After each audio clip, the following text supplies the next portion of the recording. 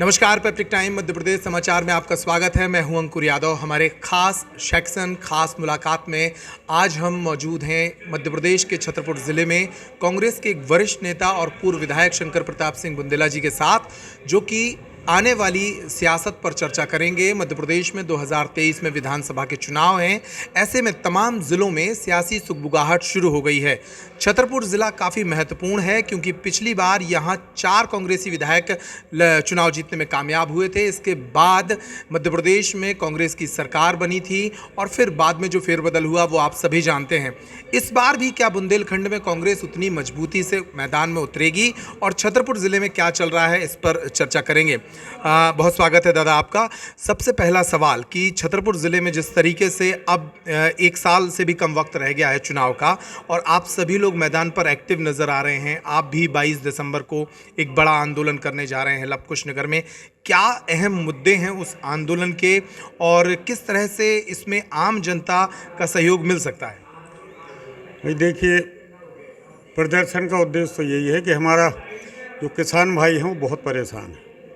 अभी जब बुवाई चल रही थी किसानों की तो इनको खाद नहीं मिला, इनको लाइट समय पे नहीं मिलती है।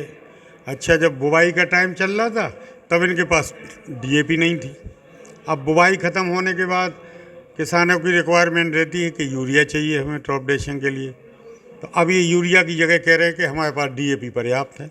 मतलब ये ऐसा घिनौना काम कर रहे हैं किसानों के साथ। जो कहते हैं कि मैं किसानों का नेता हूँ, दुनिया की बात है, हम तो किसानों के लिए ही है, लेकिन सबसे ज़्यादा परेशान है किसान। रात में इतनी ठंड में कि आप और हम तो रजाई ओढ़कर सोते हैं, वो किसान खड़ा है, उनको रात में लाइट देते हैं और वो भी 8 घंटे की बात करते हैं और 2-3 घंटे से ज़्यादा कहीं लाइट नहीं मिलती। बहुत सी जगह 1-1, 2-2 महीने से वहाँ के ट्रांसफार्मर हैं, डीपी हैं जो जली हुई हैं, बदलने का नाम नहीं लेते हैं। उन्हीं से कहते हैं कि तुम पैसा इकट्ठा करो, पैसा लेके आओ, तब हम आपको डीपी देंगे। मतलब इतनी बुरी हालत है, कोई सरकार के कान में जू नहीं रेंग रहा, कोई कुछ भी करते रहें। तो हम लोगों का तो यही है कि कुछ नहीं है तो प्रदर्शन करेंगे, आंदोलन करेंगे। कम से कम जितना सुना जाएगा उतना सुना जाएगा। कम से कम किसानों को ये तो लगेगा कि हमारा साथ देने वाला कोई तो है। आंदोलन तो लगातार हो रहे हैं। कल भी उसी क्षेत्र में जहां आप 22 दिसंबर को आंदोलन करने जा रहे हैं, वहां आपकी ही पार्टी के तीनों विधायक मौजूद थे, कांग्रेस के जिलाध्यक्ष मौजूद थे, दिल्ली से आई किसान नेता पूनम पंडित मौजूद थीं। आप वहां गैर मौजूद रहे। आपकी गैर मौजूदगी भी वहां चर्चा का विषय रही कि आप उस जगह पे क्यों नहीं थे?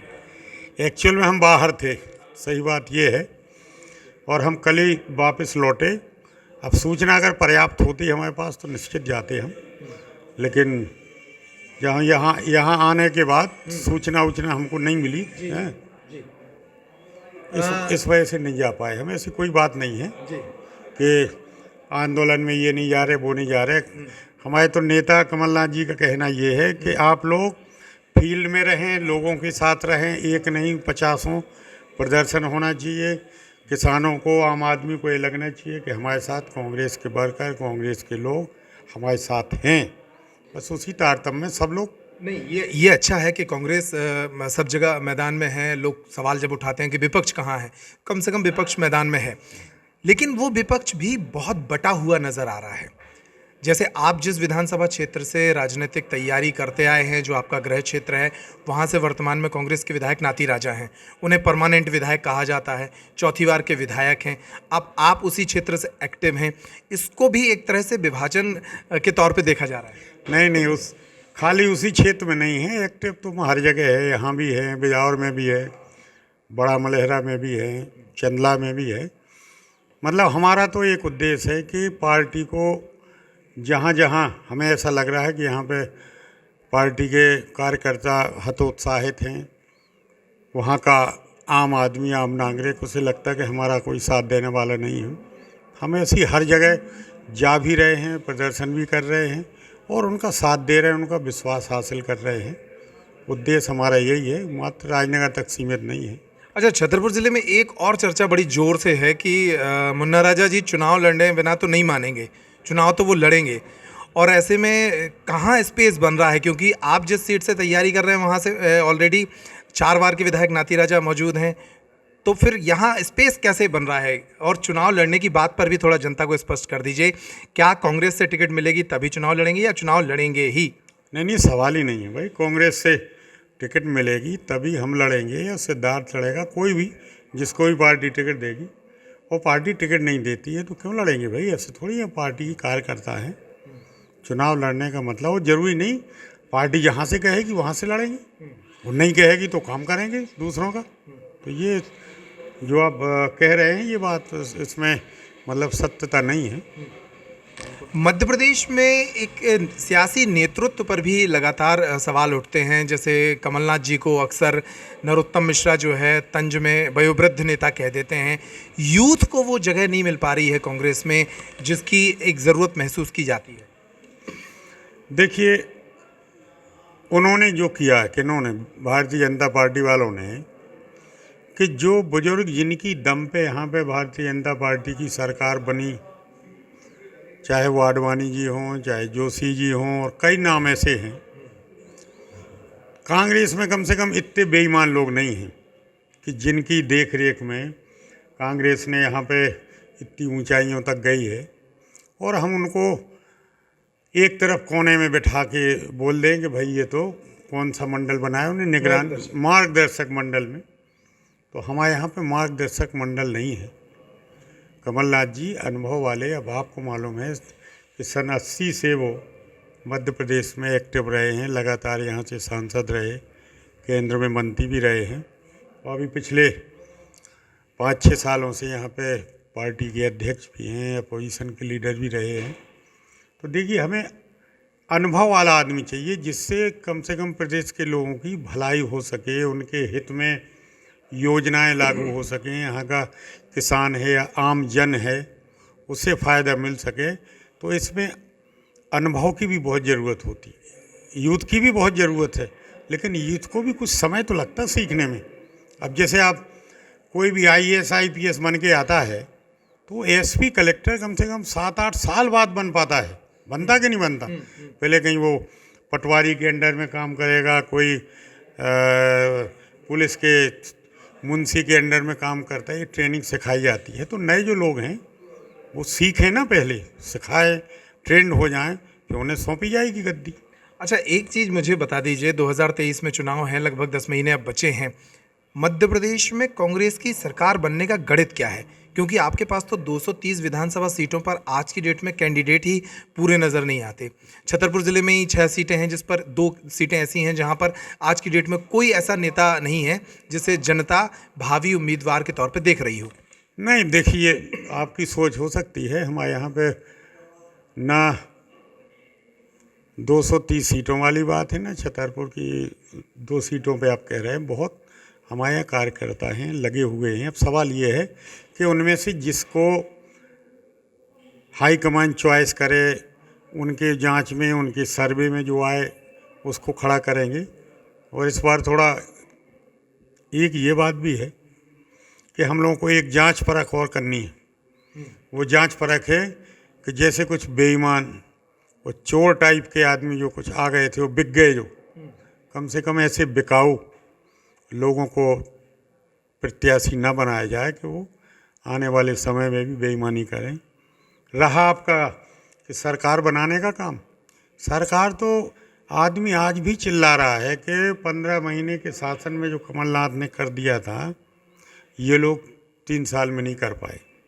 उन्होंने जो कहा था वो किया था।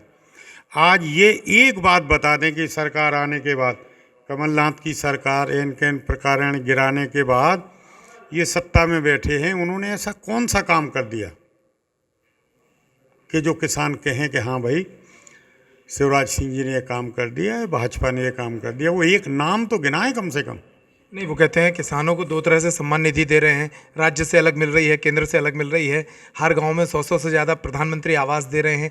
ये जो काम है जो पब्लिक से उन्हें कनेक्ट करते हैं, हालांकि जनता खाद बीज के लिए बहुत परेशान रहे किसान, उसके बावजूद भी किसानों से कांग्रेस का जो कनेक्ट होना चाहिए वो आपकी रैलियों में या आपके आंदोलनों में दिख क्यों नहीं रहा है?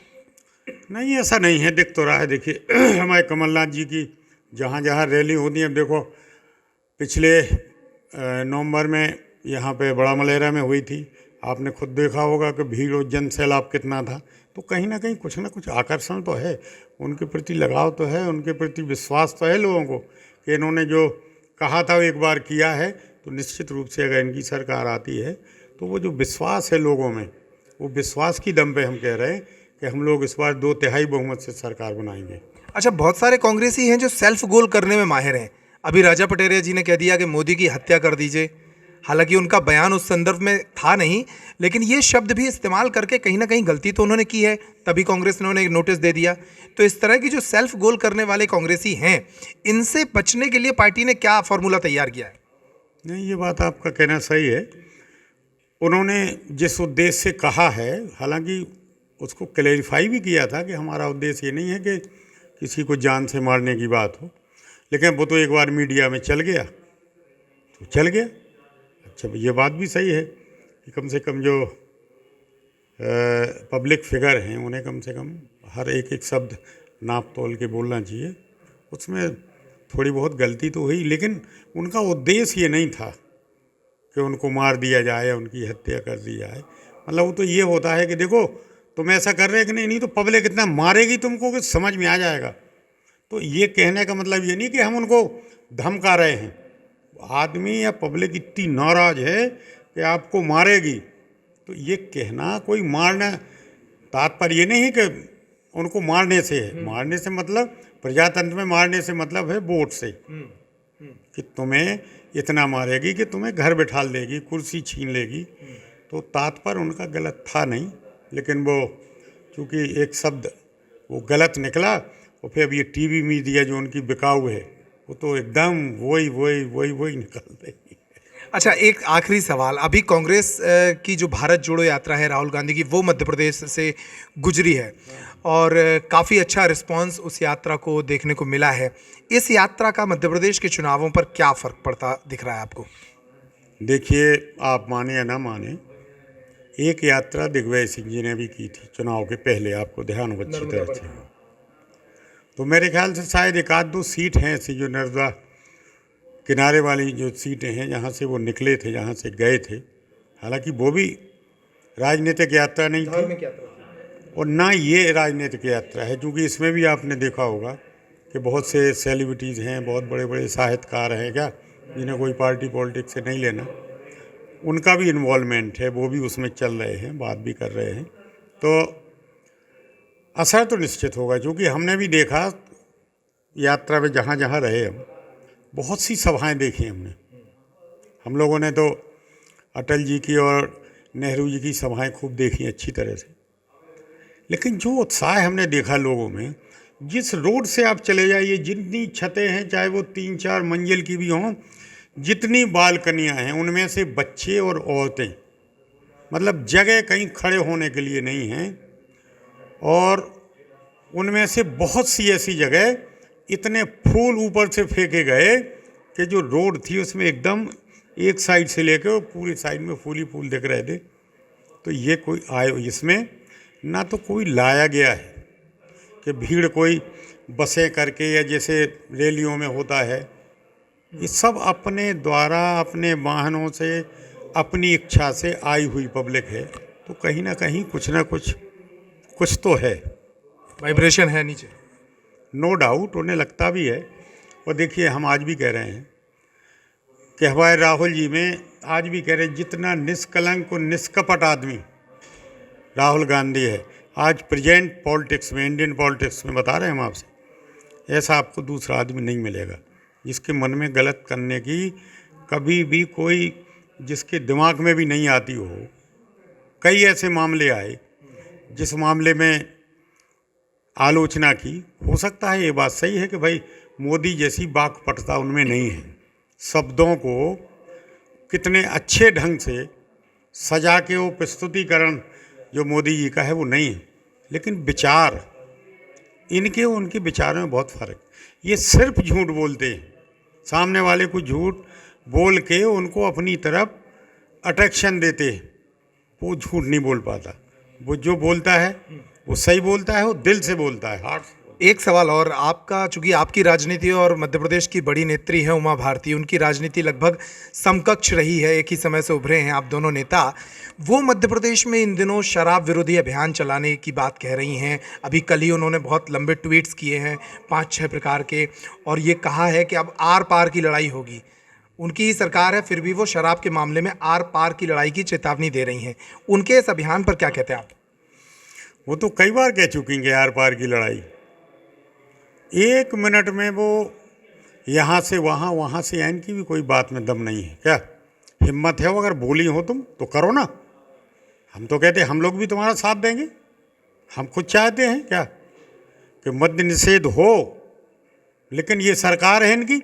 इन्होंने जिस दिन से हो हल्ला शुरू किया, उन्होंने गांव-गांव में दारू बिकवाना चालू कर दिया। अब तो उन्होंने लाइसेंस भी दे दिए गांव में दारू बेचने के। आज इतनी बुरी हालत है गांव में, आप शाम को 6 बजे के बाद गांव के अंदर नहीं आ सकते हो। आप जाओगे तो किसी न किसी दारूखोर से ज़बरदस्त आपकी बहस फालतू में हो जाएगी। ये हालत हो गई आज। विचार बहुत अच्छा है उनका, लेकिन अगर वो कर पाएँ तो हमें नहीं लगता है कर पाएँ। क्या आपको क्या लगता है, कोई डील चाहती हैं वो, कोई ब्लैकमेलिंग चाहती हैं अपनी पार्टी में? नहीं, वो तो डील के लिए कर रही हो, कुछ नहीं है कि ये शिवराज सिंह से अपनी कोई बात मनाना होगी, जो भी हो, और कुछ नहीं है। नहीं तो करें वो, हम तो कह रहे। एक सवाल आपके कार्य क्षेत्र से भी, राजनगर विधानसभा क्षेत्र से, जहां आपकी कर्मभूमि है, वो क्षेत्र मध्य प्रदेश भारतीय जनता पार्टी के प्रदेश अध्यक्ष BD शर्मा का भी संसदीय क्षेत्र है, और वो कह रहे हैं कि खजुराहो को एक आइकॉनिक सिटी के रूप में वो तब्दील कर रहे हैं और उस क्षेत्र में बड़ा विकास हो रहा है। उनके पूरे कार्यकाल का भी 3-4 वर्ष का समय होने जा रहा है। कैसे आंकते हैं, कैसे रेट करते हैं उनके कार्यकाल? देखिए, विकास किसी का हुआ हो ना हुआ हो, BD शर्मा जी का तो बहुत विकास हो गया है। और उनके जो बहुत ख़ास हैं 1-2 लग्गू भग्गू जिन्हें कहते हैं अपन, उनका भी बहुत बेजान विकास हुआ। मोटरसाइकिल पे चलते थे, अब आजकल 1-1 करोड़ की गाड़ियों पे चलते हैं क्या। और हर जगह 10, 20, 25 आदमी साथ चलते हैं, बंदूकें लेके चलते हैं। तो उनका तो विकास पर्याप्त हो गया। अब रहा खजुराहो को आइकॉनिक सिटी बनाएं। हम तो कहते हैं कि हम लोग विपक्ष में होने के बावजूद भी ऐसे काम के लिए बिल्कुल 1 नंबर पे आपके, जहां आप कहें, सहयोग देने के लिए तैयार हैं। सब कुछ है कि क्षेत्र का विकास हो, लेकिन कह देने से कुछ नहीं होता। पेपर में निकाल दिया, मीडिया में बोल दिया, यहाँ कर दिया, हम ये करेंगे वो करेंगे। अरे कुछ धरातल पे तो उतार के दिखाइए आप। कुछ नहीं दिखाया। अभी वो कौन सी ट्रेन की, वंदे मातरम की बोल के गए थे, इनके मंत्री जी आए थे कि पहली ट्रेन जो आएगी वो खजुराहो से चलेगी। अब देख लिया, कई ट्रेनें बन के चली गई, पहली का तो नाम ही नहीं है। तो इनके जो बड़े बड़े मंत्री हैं, उन लोगों को सिवा झूठ बोलने के अलावा, मतलब पब्लिक की तालियां बजवाने के अलावा, जैसे शिवराज सिंह जी बोरियों में नारियल लेके चलते हैं, जहाँ मौका लगा वहीं खड़े हो गए, वहीं उन्होंने शिलान्यास कर दिया। तो ऐसे ही वो सब वही पार्टी के तो लोग हैं ये। तो क्या जनता तक जो बातें आप कह रहे हैं, क्या ये जनता भी ऐसा महसूस कर रही है और इसका असर 2023 में दिखेगा? निश्चित दिखेगा। अब धीरे धीरे उन्हें भी तो देखते देखते बहुत समय हो गया ना। अब उन्होंने देख लिया कि इनकी बातों में, इनकी करनी और कथनी में कितना फ़र्क है। अब आदमी समझने लगा है, एकदम नहीं, लेकिन धीरे धीरे बहुत टाइम लगता है। क्योंकि शिक्षित आदमी थोड़ा जल्दी समझ जाता है, अशिक्षित आदमी को थोड़ा समय लगता है समझने में। क्योंकि अगर पेपर में कोई चीज़ निकल गई तो वो यही मान के चलते, अरे पेपर में निकल गई, वो तो काम हो जाना है, समझ रहे। टीवी पे निकल गया, अरे उन्होंने कहा साहब वो तो काम समझ लो कि हो गया। अब जब वो देखता है कि 2 महीने हो गए, 6 महीने हो गए, 1 साल हो गया, 2 साल हो गया, अरे यार ये गलत से निकला था, तो उन्हें थोड़ा समझने में टाइम लगता है। लेकिन अब पब्लिक लगभग तैयार हो गई है, वो समझदार हो गई है। इनके वायदे उठपटांग जो बकना वकना है ना इनका, ये अब ज़्यादा महत्व नहीं। चलिए, तो आप पूर्व विधायक हैं कांग्रेस के और वरिष्ठ नेता हैं शंकर प्रताप सिंह जी, जो मानकर चल रहे हैं कि जनता अब भारतीय जनता पार्टी की सरकार से ऊब चुकी है और इसका परिणाम 2023 के विधानसभा चुनाव में नजर आएगा। भविष्य क्या होगा, हम आप दोनों मिलकर देखेंगे। इस चर्चा में इतना ही। नमस्कार।